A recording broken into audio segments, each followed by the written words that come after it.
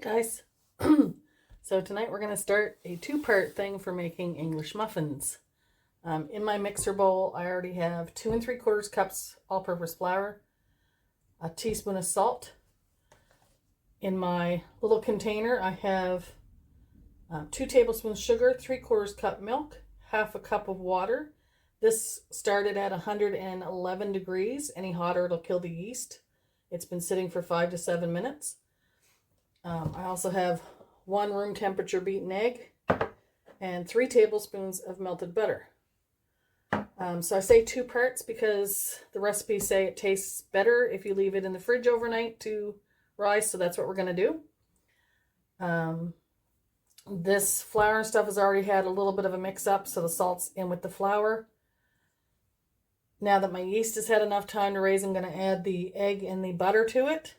And then we're going to slowly add it to the flour. And we'll go from there. And we'll see how this works up. First time making English muffins. Ooh, look how nice and frothy that is. That's how you know your yeast is good. All right. And my mixer goes a little fast on low speed, so I'm going to get some saran wrap ready. Otherwise, I will have flour everywhere. I'm going to lower the mixer. Put it on lock. I'm going to put half the liquid mixture in.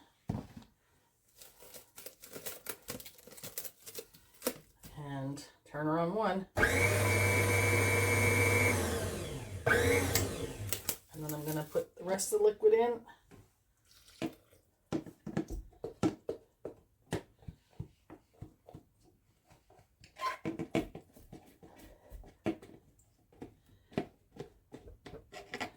Sure, get all that in there. Let her go again.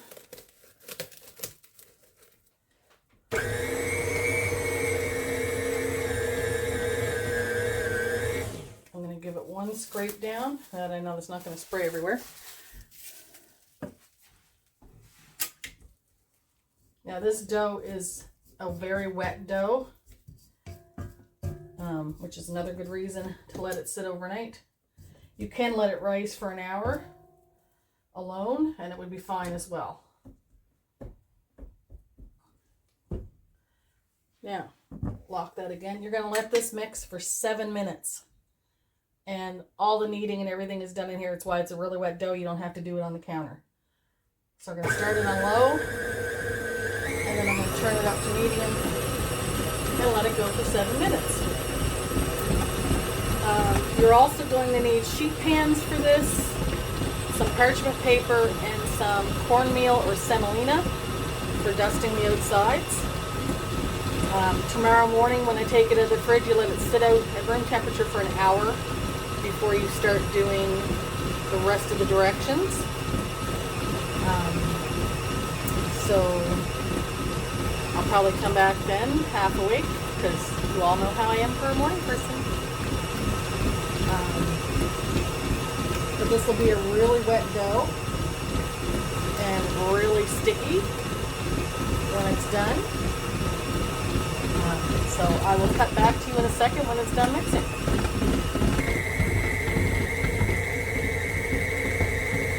Okay, so as I said, the dough is going to be really sticky and it's suggested to use the paddle, not the dough hook, because it's not a thicker dough like a bread dough or even the bagel or the croissant dough. So while this was mixing up, I generously greased a bowl that it's going to go in the fridge in overnight.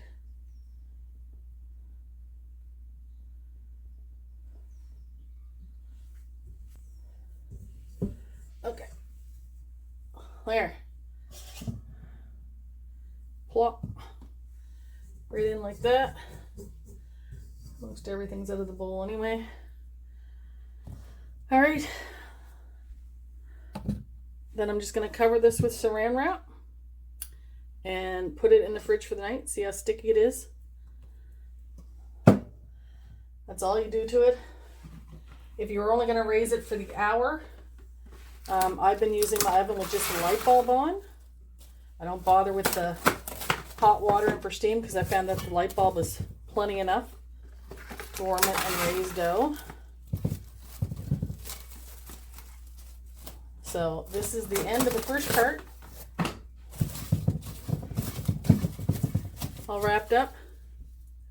And I'll see you in the morning.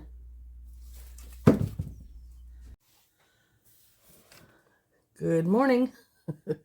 So the dough has had overnight to rise. And it's been sitting out for an hour. It's nice and fluffy.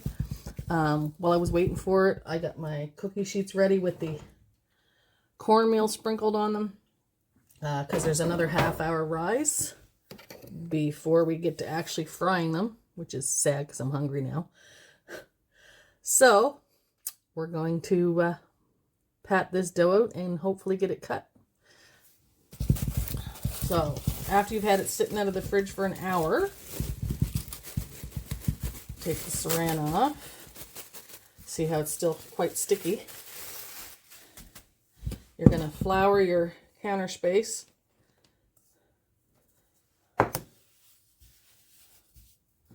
Make sure there's enough there. And this dough you don't roll out. So you kind of got to let it fall out of the bowl onto your flour and try to get all of it out. And then you're going to put some flour on top just so it doesn't stick to your hands. Now this recipe I'm trying is from Preppy Kitchen. Smells really good. Smells nice and yeasty like a raised dough should. Says to not press them out too thin because a good English muffin, I guess, has to stay thicker. Try to get it a uniform size. I know you guys can't really see that good. I'm going to angle you down a bit.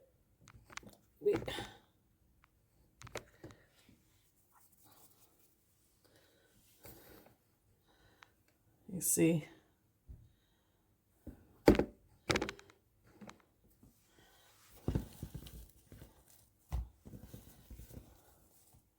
I'll put a little more flour underneath because it's sticking to the counter. It's going to be hard to pick up.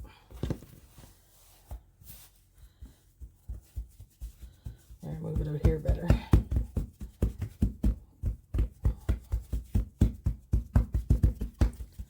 Okay, now I'm going to get my cutter, which I should have had ready.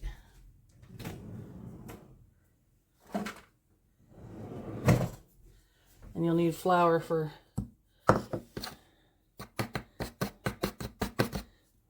dusting your cutter.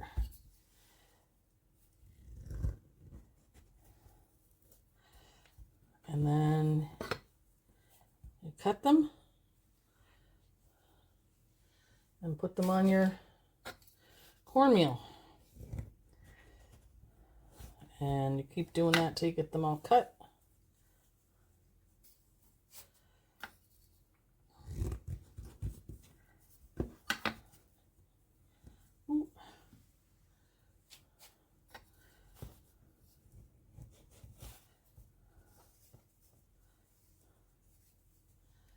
And we're going to hope that these puff up nice again in the half hour they're going to sit. I'm going to put them in my oven with the light bulb turned on because it's not super warm in the kitchen this morning. So they can puff up a bit again.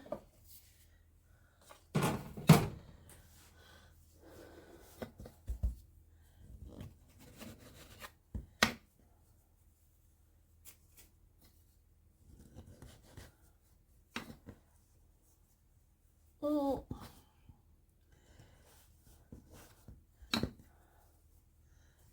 Yeah. Make sure to flour your cutter in between because that's what happens. When you get to the end of the dough, you can just kind of scrunch it all together again to get more. You don't want to flatten it too strongly, but you gotta get it to a point where you can get it back to a cuttable surface again.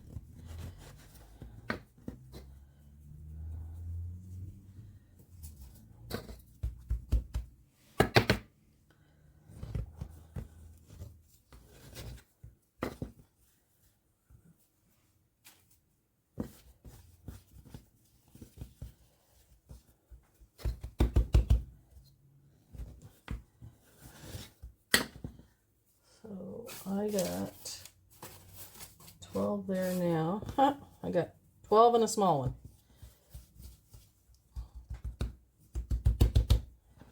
All right. So I'm going to cover these up with saran wrap. Sprinkle a little cornmeal on top of them, and then cover them up with saran wrap. Put them in the oven to rise for half an hour, and then I'll be back again. See you soon. And we're back. All right, so I've let my English muffins warm up in the oven with the light bulb on.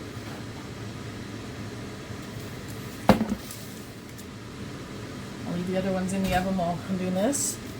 They've proofed up quite nicely. You see the size of them. Still nice and springy. So I'm now heating frying pan. Cast iron or a skillet apparently is better, but no stick works just as well. I've got a little dish of extra cornmeal for putting in the pan. You want to let the pan heat up, not super hot, because they're going to cook for like 10 minutes in the frying pan. And I don't have a cover that sits high enough above them, so I'm going to use another pan over the top as a cover. And it says when you can start to feel the heat rising up, that's when you should put them in. So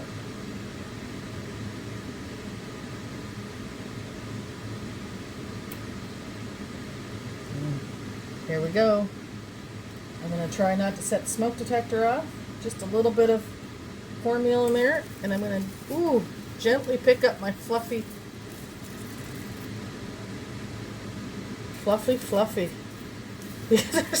These feel so light and airy, and you have to be careful not to deflate them while you're picking them up.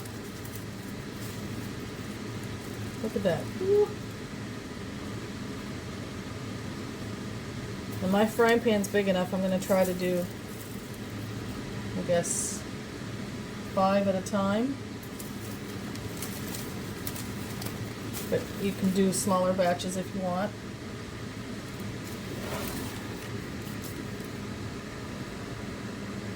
So, now I'm going to put the cover on, and I'm going to set my timer. It's 7:39. I'm going to set my timer for 5 minutes, and I'll be back again. Okay, here we go. We're going to try flipping them. Again, first time making English muffins. For anyone who's had hussy kuckles or fried bread dough, this is what they smell like. It is so good smelling in here right now. Take my improvised lid off. See how nice and fluffy those are.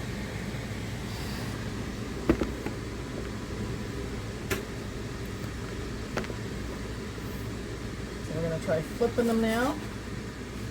And I've already sprinkled more cornmeal on top of them. They're not super brown yet, which is fine. Just want to get both sides firm. Now, according to the Preppy Kitchen website, once you cook these, if you break one open and it's still a little gooey in the center, you can put them in a 350-degree oven for 3 minutes to finish them off. But I've watched a bunch of other videos too, and after you cook both sides, you can flip it back to the original side play around with the recipe a little bit, see how what works the best for you. I don't have a cast iron frying pan. I actually don't know if they work good on a flat top stove. If you're liking the videos so far, don't forget to hit the like button.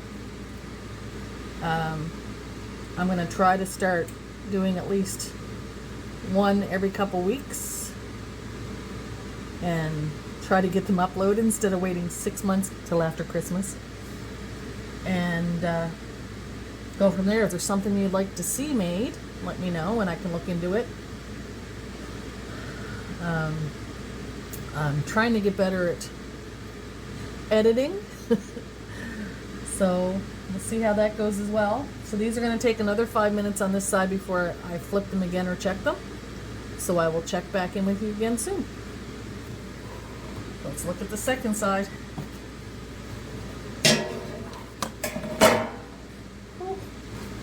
I mean, look at that. Oh, nice and golden brown toasted. So we're going to flip them back over.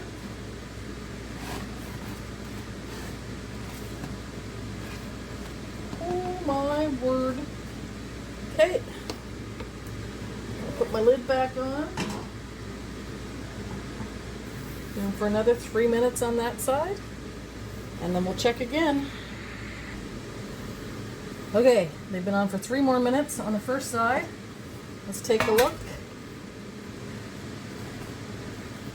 Nice and brown on both sides. And I'll move them to a cooling rack. Now, because the cornmeal in the frying pan has already started to brown, I'm going to wipe it out. I've also turned the frying pan down a little bit.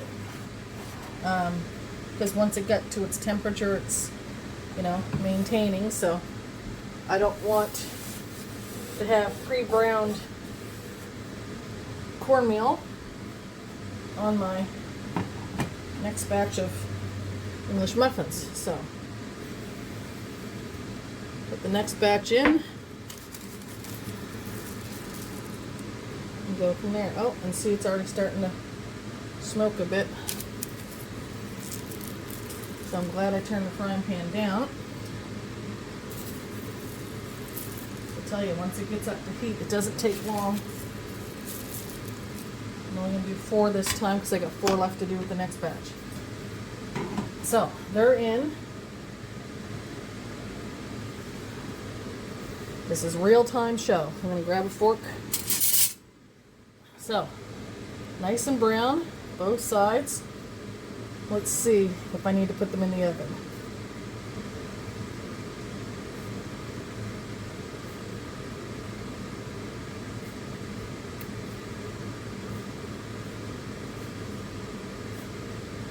Ooh.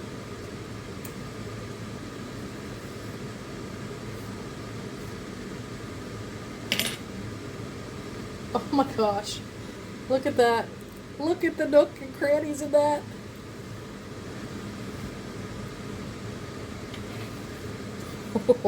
Okay, so pretty sure they don't need to go in the oven, and I've been waiting for this all morning. Real butter. Yes, I would toast it if I was making a sandwich or something, but since these are fresh,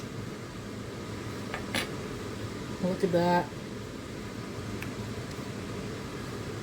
Oh my god. Okay. These are so good.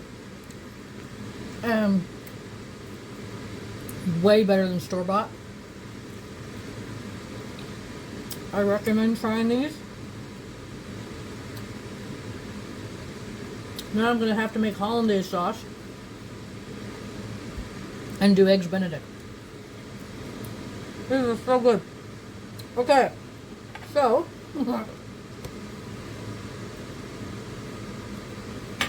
while I eat my buttered English muffin,